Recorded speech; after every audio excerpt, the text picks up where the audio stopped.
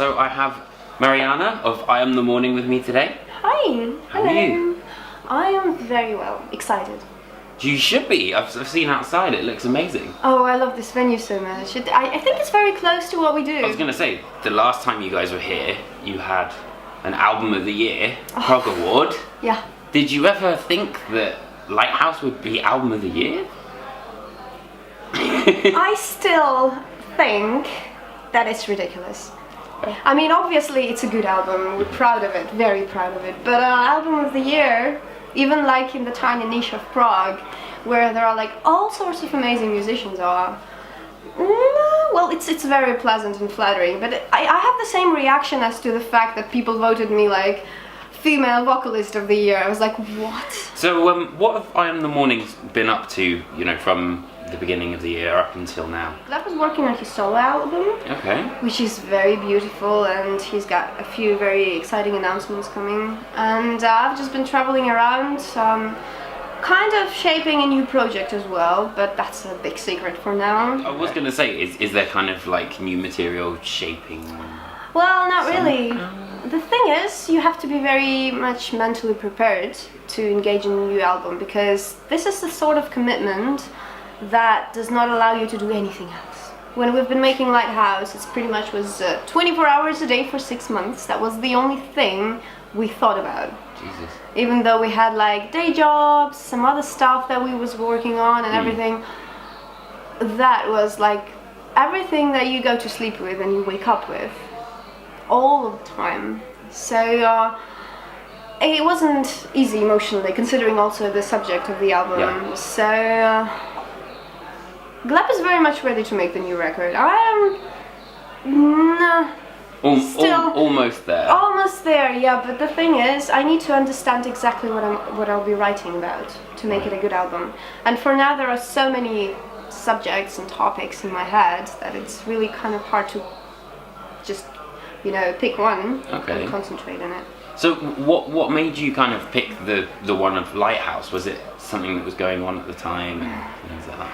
Yeah, I guess it's partly based on personal experience, but partly it is based on like the literature that I've been reading at the time.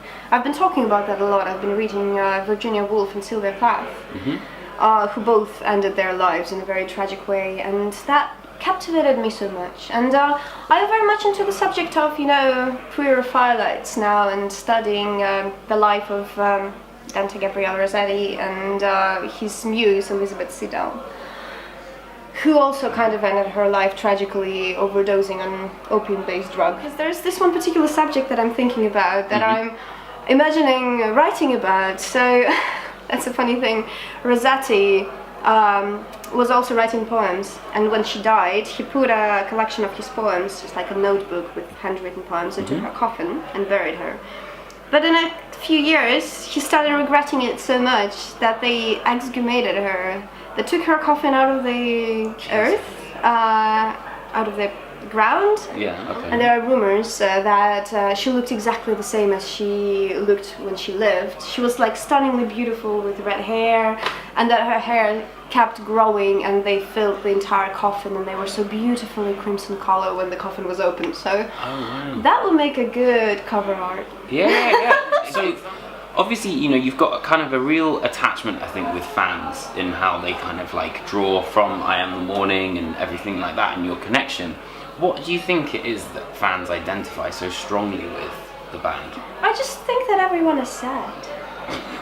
I think that people are generally very sad, and it's very hard for them to talk about their sadness and mental health, because society doesn't really accept this kind of conversations. No one takes them seriously. So just as I find a great companion in music of other bands that is sad, like for example older Anathema. That is the thing that I think is happening with us and our audience, because they feel that someone feels what they feel. Because we've had so much recently with Chester Bennington and Chris Cornell, and, you know, problems with mental health, and it's not being taken seriously. What do you think would be a way to kind of combat this stigma? Talk about it more. I think that as a public person, you do have some kind of an influence. I am not talking about myself really, because we are very kind of small in comparison to all the giants of the music industry. But still, if all those musicians talked a bit more openly about their mental health, this might have prevented what happened to them, because it's very important to communicate how you feel.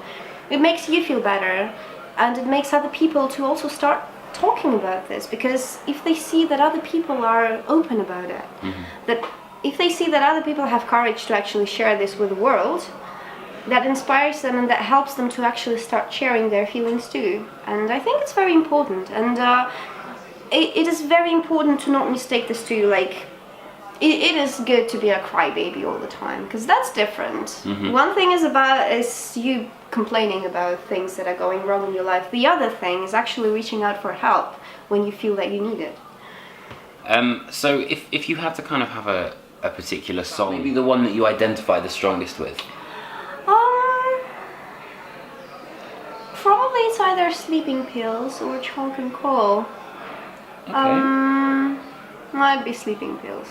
Okay. Maybe that's because it was originally written by me, and there are not too many songs like that on Lighthouse. I wrote way more for Delighted, and even more than that for the first album. But Lighthouse was made in a different way, so I guess Sleeping Pills is the one that I identify with most.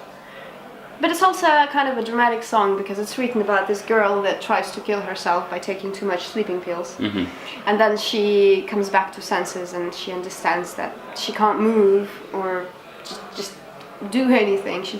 Her senses are there, but her body isn't hers. So, and that's what the next song is about as well. So, yeah, concept albums are so concept. Do you think that the concept album has kind of come back now? Together with vinyl, I think. Yeah. Yeah. I think it's a lovely tendency, really. Even though it's kind of slowly getting there, but even the fact that Steven Wilson is hitting the mass media big time, that says something. So maybe prog will become bigger. I don't know. Thank you so much, Marjana, for having a chat.